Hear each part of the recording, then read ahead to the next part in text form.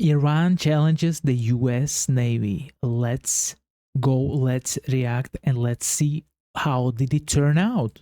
Time. A Tomahawk missile erupts from the deck of the USS Spruance and starts screaming towards Iran. Then the booster falls away and a turbofan the size of a coffee table spools to life, and the Tomahawk drops to 50 feet above the waterline. 4 seconds later, the next cell fires, then the next, then the... I had the question why it's called Tomahawk, but then I realized and I remembered that the hatchets of Indians were called Tomahawks, if I'm not wrong. Correct me if I'm wrong. Next, natives. the largest American Not Indians, natives. military operation since the 2003 invasion of Iraq has just started, and Iran was about to find out firsthand why Americans don't have free health care. Within 90 seconds, 8 missiles are gone. 300 miles northwest, 2 other destroyers are running the same drill. 25 Tomahawks now race their radar altimeters along the wave tops, threading between Iranian coastal surveillance stations on routes designed to exploit every known gap in coverage.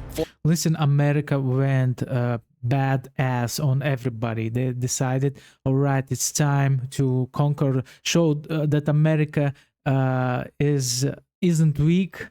And we're gonna start from our backyard, taking out Maduro, then taking out the gang member, the gang lord in Mexico, El Mencho, and now taking out Iran, try to take out Iran. Let's see how it's gonna turn out.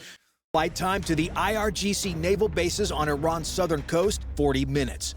Nobody in Iran has any idea they're coming. Somewhere on the Gulf Coast, an Iranian radar operator is probably drinking tea and watching a blank scope. He has about 39 minutes of peace left. But Tomahawks are patient and slow. 550 miles per hour across open water means 40 minutes of exposure where a single coastal radar ping could compromise the entire southern attack. Everything now depends on what crossed the border ahead of them. Already inside Iranian airspace, a wave of Lucas drones is doing something no American weapon has ever done. An Iranian air defense operator at a Bavar 373 battery watches a dozen slow-moving contacts materialize on his scope, pushing inland from the coast at barely 110 knots. He can't tell which ones carry 40-pound warheads aimed at his radar antenna and which ones are just noise. So he does the only thing training allows. He fires. The interceptor streaks off the rail. Over $1 million. It tracks a drone the size of a riding lawnmower, closes at 3 times the speed of sound, and turns it into confetti. But it wasn't a Tomahawk missile. What you just saw blow up was a low-cost unmanned combat attack system, or Lucas drone, operated by Task Force Scorpion Strike. The drones themselves, manufactured by Spectral Works in Mesa, Arizona, reverse-engineered from captured Iranian Shahed 136s, cost $35,000 to produce. And right now, they're the most important aircraft over Iran. Listen, now Iran is busy defending their land, like shooting all around the place with the drones, and also this is helping Ukraine because Russia is buying those drones from Iran, and they are using them in Ukraine. So fires again, another million, and again. This is cost exchange warfare at an industrial scale. Every interceptor that chases a drone cheaper than a pickup truck is one fewer in the magazine when 25 Tomahawk cruise missiles show up in 30 minutes. Worse, every time that battery fires, it broadcasts its exact position to the passive sensors on the F-35s now crossing the Iraqi border. That operator is spending his ammunition and painting a target on his own forehead at the same time. This is mind-blowing how the technology has went ahead. If back in the day there were people fighting, now it's robots and rockets fighting all the time. But the Iranian air defense commanders celebrating their wins are about to discover something. Those interceptors they just burned through, they were going to need every single one of them in about 25 minutes. Because what crossed the Iraqi border next wasn't a $35,000 drone. 12 F-15I ROMs had been climbing east through Iraqi airspace for 90 minutes, tucked behind a screen of F-35I Adirs running silent in the lead. Electronic warfare suites passively cataloging every radar emission along the Iranian border while broadcasting nothing. The ROMs flew in the electromagnetic shadow, each one hanging heavy with a Rampage missile slung under the fuselage centerline. At 08:05 local time, the formation reaches launch altitude over western Iraq. The lead weapons officer in the back seat has been watching his targeting display update for the last hour. Coordinates refined 3 times via Link 16 from an Israeli Orion intelligence aircraft circling over Jordan. He confirms the final solution. The pilot squeezes the release. 2,500 pounds drop away and the ROM jumps, nose pitching up from the sudden weight loss. The fly-by-wire connecting before the pilot's hands can. Below the jet, the solid rocket motor lights. The weapon punches through the sound barrier in seconds, trailing a wide exhaust plume that the pilot can see shrinking in his rearview mirrors as the missile climbs away on a ballistic arc toward Tehran. Listen, so as I understood, okay, USA sends in the drones. Drones take out the first line of defense, air defense, because those rockets are used to take out the drones, and then F-15s fly in. By the way, when there was Iraq war, I think it was the Desert Storm, if I'm not wrong, USA used drones. They sent in drones to make Iraqis think that these are the planes, and in the same time they sent in like the stealth bombers, and the stealth bombers raiders didn't catch, and they were able to pass thanks to drones, something like that, and then they start bombarding the capital, Baghdad. 11 more ROMs released within seconds of each other. 12 weapons, now accelerating beyond anything Iran can intercept at this phase of flight, arcing east. A Tomahawk from Iraq needs 45 minutes to reach Tehran. These weapons need minutes. That gap is the entire ballgame. 45 minutes gives Iranian radar operators time to detect, track, get authorization, and fire. Minutes gives them time to watch the impact on the news. Spent rocket boosters will tumble into fields across eastern Iraq. Us and analysts will photograph them within hours. But right now, 12 warheads are converging on Pastor Street. The Tomahawks are 10 minutes from the Gulf Coast, and the air defense batteries the Lucas drones have been emptying all morning are running out of things to shoot. At 08:10, everything arrives at once. The standoff weapons hit Tehran first. Supersonic warheads arriving with functionally zero warning time. The office of the Supreme Leader on Pasteur Street takes multiple direct hits. An Airbus satellite passing overhead captures the aftermath. 7 buildings inside the compound reduced to broken concrete, smoke columns punching through the morning air. Within minutes, the F-35 Ayadirs crossed the border carrying JDAMs and GBU-39 small-diameter bombs. This is where the F-35 sensor fusion earns every dollar of its price tag. The pilot rolling in on the Ministry of Defense does not flip between radar screens, infrared feeds, and threat displays. The jet's computers merge everything, its own sensors, Link 16 data from every aircraft in the formation, and satellite imagery into one picture. He sees every Iranian radar still operating within 200 miles, every friendly aircraft, the GPS coordinates of 3 buildings he's about to put a bomb through. One screen, one picture. Like driving with a GPS that shows every traffic camera, speed trap, and pothole, all updated in real time. Iran spent 30 years building an integrated air defense network. The F-35 turned it into a highlight reel. He rolls the Adir onto its back at 25,000 feet, pulls the nose down toward the Ministry of Defense compound, and releases a GBU-39 small-diameter bomb. The weapon is only 250 pounds, a quarter the size of a standard JDAM, but its GPS-guided diamond-shaped wings let it glide over 40 miles from release point. And at this range, the circular error is measured in single-digit feet. The SD Listen, you can prepare how much you want, you can develop your technology how much you want, but if when you're against USA, unfortunately, your development won't count at all, because the USA is head of the game a lot, literally a lot. I mean, a lot is not even the word that can describe how USA the army is developed, and we can see it by the amount of the rockets described only in these 7 minutes. There was a lot of rockets he described, and they are for different causes.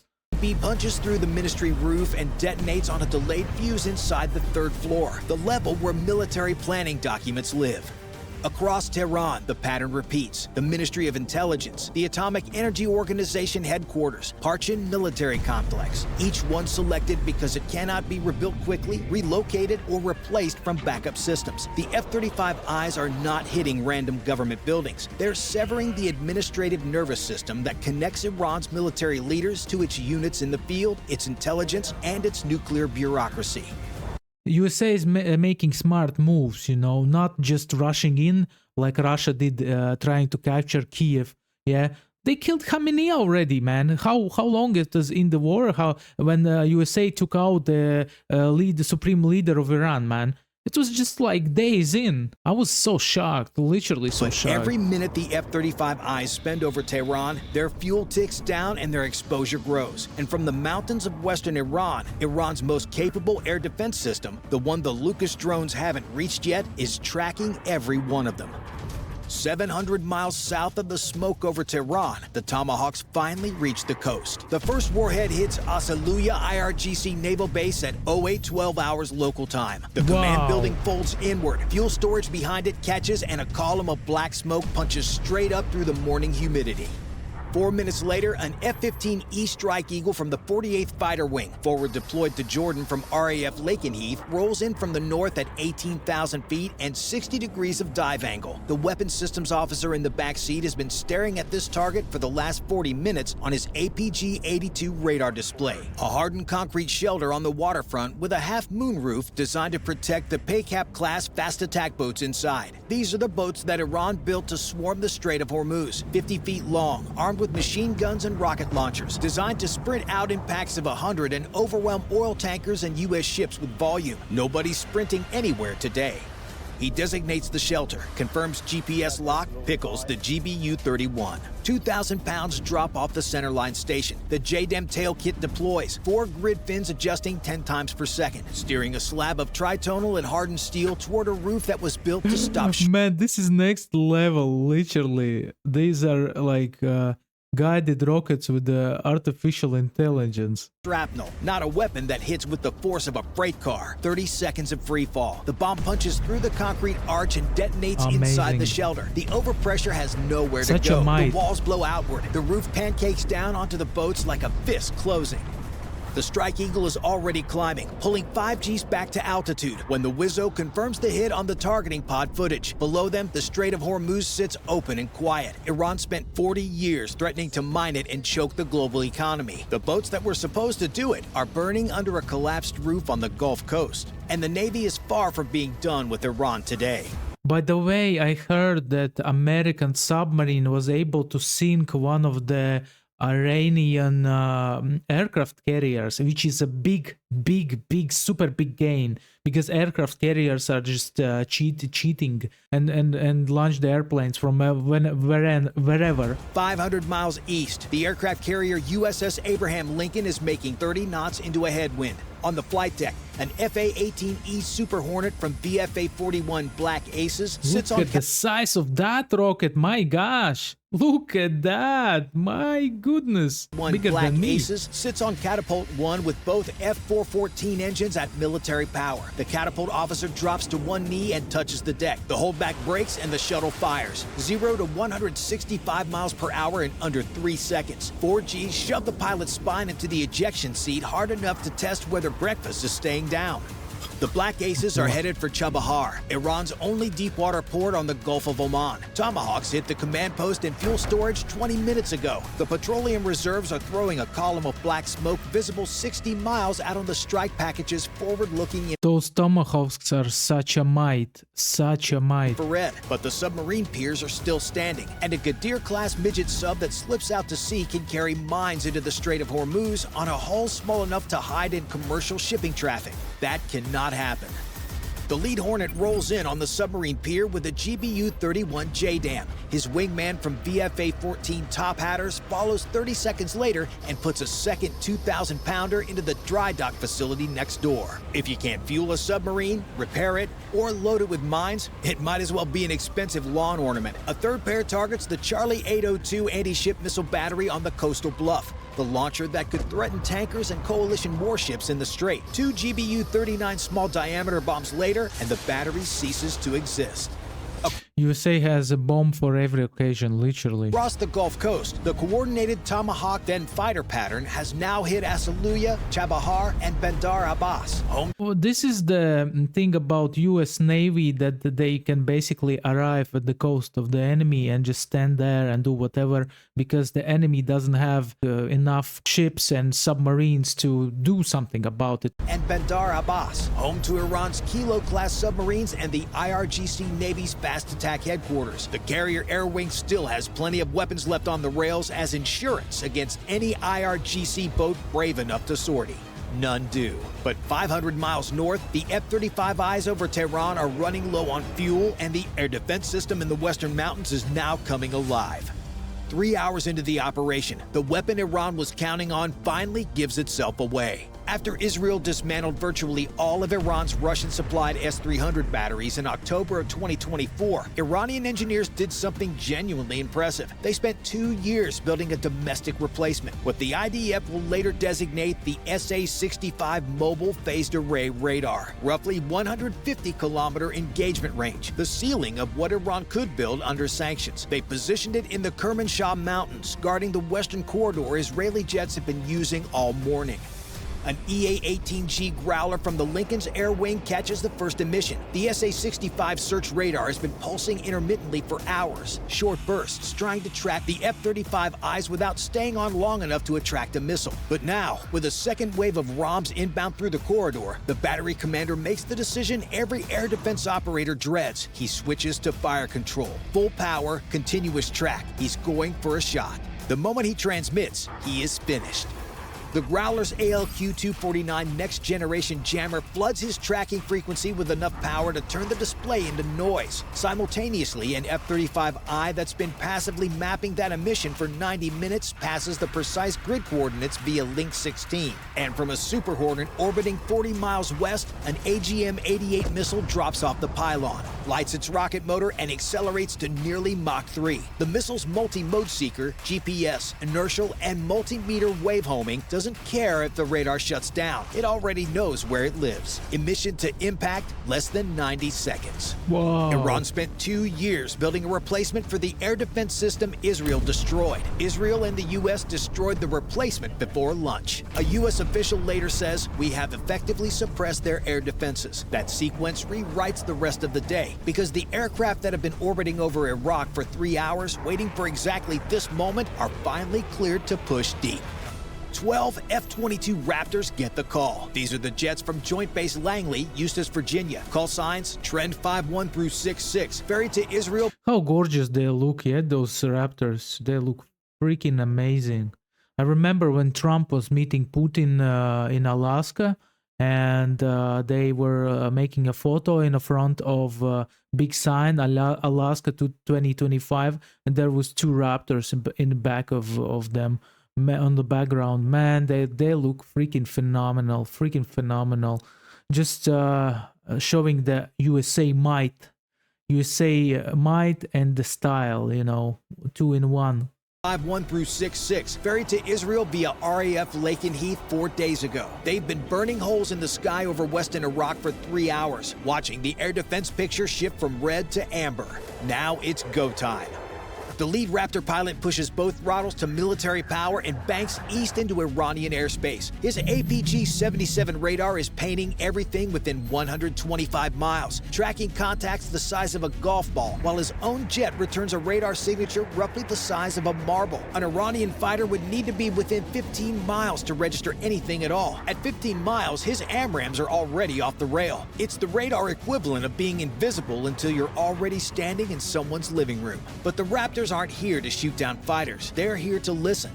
The F-20. Listen, I have a question. Does these fighters have machine guns inside them, or they only have rockets and bombs? 22's AN/ALR-94 is the most effective electronic warfare suite ever mounted onto a fighter. Over 30 antennas embedded across the wings, fuselage, and tail, each one tuned to a different slice of the electromagnetic spectrum. As the Raptor cruises over central Iran, the system is quietly cataloging every electronic emission on the ground below. A mobile SAM battery that relocated during the morning chaos and thinks it's hidden, the AL-94 has already geolocated it from from its search radar. An IRGC command post communicating on a frequency it thinks is secure, logged, coordinates tagged, forwarded via Link 16 to an F-15E orbiting 60 miles behind. The Raptor pilot never fires a shot. He doesn't need to. Every piece of data his jet collects makes the next striker's job easier. The Iranian Air Force, maybe 40 operational MiG-29s, a handful of surviving F-14 Tomcats, and some aging Phantoms that were already old when Top Gun came out, stays on the ground. Smart choice. But on the ground in western Iran, a different fight is reaching its climax. While the Raptors catalog central Iran and the Navy dismantles the Gulf Coast, the most desperate contest of the day is playing out in the mountains of Kermanshah, Loristan, and Khuzestan. Listen, Iran is such a huge country. 88 million people live in Iran. I wonder how long this war is gonna last, and will Iran give up after? So they lost Khamenei, and what's next? Like, how long they gonna stand, and how long USA will have to bombard them? 30 F-15I ROMs loaded with Rafael Spice glide bombs and Delilah cruise missiles have banned out across 3 provinces hunting TELs, transporter erector launchers, the heavy trucks that carry, raise, and fire ballistic missiles capable of reaching Israeli cities. The math is brutal. An IRGC missile crew can drive a Shahab 3 out of a hardened mountain tunnel, set up in a valley, connect fuel lines, erect the missile on the rail, and launch in under 30 minutes. Then they drive the empty TEL back underground before the next satellite pass. The IDF has spent months building targeting packages from signals intelligence, satellite imagery, and reportedly human sources inside the IRGC itself. Every one of those sources is earning their paycheck this morning. Finding a missile launcher in the mountains of western Iran is like finding a specific food truck in New York City, except this food truck is trying to hit Tel Aviv and moves every 20 minutes. IDF drone footage released hours later captures the moment that defines the day. An Iranian TEL caught mid-sequence in a narrow valley, grainy infrared. The missile's already vertical on the launcher, probably a Shahab 3 variant. Ground crew visible at the base, connecting the last fuel umbilicals. The weapon devastating pressure from United States. They are just like finding the target and destroying. Okay, I understood. So basically, USA plan is to take out the air defenses, right? Take out the planes, take out the government. And like after that, Iran probably won't be able to do nothing against USA's might, and they're gonna give up. Something like that. The plan, something like that. Officer on the orbiting ROM has the crosshairs centered on the launcher rail, but he holds. If he releases now, the spice bomb's last radius catches the TEL, but the missile could topple clear. Damaged, not destroyed. He needs the fuel lines connected. He needs the crew bunched at the base. He needs everything in one place. 10 seconds. 15. The ground crew steps back from the umbilical connection point. He pickles. The Rafael Spice glide bomb drops off the pylon and extends its wings. GPS and electro-optical guidance steering it down the valley on a trajectory calculated to impact the launcher base at a shallow angle, maximizing the blast footprint across the TEL and the missile simultaneously. 12 seconds of guided flight. The warhead detonates at the junction of the launcher rail and the truck chassis. The Shahab 3's fuel tank ruptures and 3 tons of liquid propellant ignite in a secondary fireball that whites out the infrared camera for a full 2 seconds. When the image returns, the valley floor is scorched bare. The TEL is scrap. But they can't catch them all. Iran has hundreds of TELs dispersed throughout the western mountains. Some are in tunnels with approaches already collapsed. Some are decoys, and some, the crews that fuel fast enough, erect before the next drone pass and fire before a ROM arrives. Those missiles are already arcing toward Israeli cities. Some Iranian counterfire is going to get through, and the only way to limit how much is to destroy Iran's largest conventional weapons stockpile before it launches. With the Raptors feeding targeting data to every aircraft in theater and Iranian air defenses functionally gone, the coalition scales to full capacity. Israel's next wave, 30 more fighter jets, fans out across Isfahan, Bushehr, Avaz, and surrounding areas. 60 precision munitions, targets the opening strikes couldn't reach, ballistic missile warehouses, air defense production lines, and a drone regiment headquarters, and the Shaheed depots. Warehouse complexes and hardened hangars packed with Shaheed 136 one-way attack drones, fueled, armed, pre-programmed with coordinates for Israeli cities and American bases stacked in launch racks waiting for the order. The same Listen, America also has bases all over the Middle East, as I understood, and they have a lot in Iraq. I didn't know that USA has still a base in Iraq. Wow, I thought USA left Iraq already. If I'm not wrong, USA has in Qatar, Dubai, probably Dubai, yeah, Jordan, maybe even. In Drones Jordan? the IRGC was planning to launch in swarms of hundreds as part of their retaliation this afternoon. JDAMs and smaller diameter bombs walked through depot after depot across 3 provinces. 950 drones gone. Simultaneously, U.S. strikes hammer IRGC command and control infrastructure deeper inland, underground bunkers, communications relays, fiber optic nodes. The targeting logic is simple. Sever the communications first, and commanders can't coordinate even if they want to. Iran's internet drops to 4% of normal, confirmed by NetBlocks. However, a hacked Iranian prayer app is still able to push a simple message through to millions of phones. Help has arrived. If you enjoyed this video, watch our other video where... Yeah, the video was awesome, really awesome. I'm just thinking how much logistics needs to be organized to maintain all these bases that USA has in the Middle East. Because imagine every base needs food, needs soldiers. Soldiers need clothes, tanks, or the planes they need repairs. They need to be renewed. Old ones need to be scrapped. And looks like USA is the biggest. USA Army is the biggest corporation in the world. What do you think about it? What do you think about this war and overall? What's your thoughts about this? What's happening right now? As you are USA citizens, I would love to hear your opinions.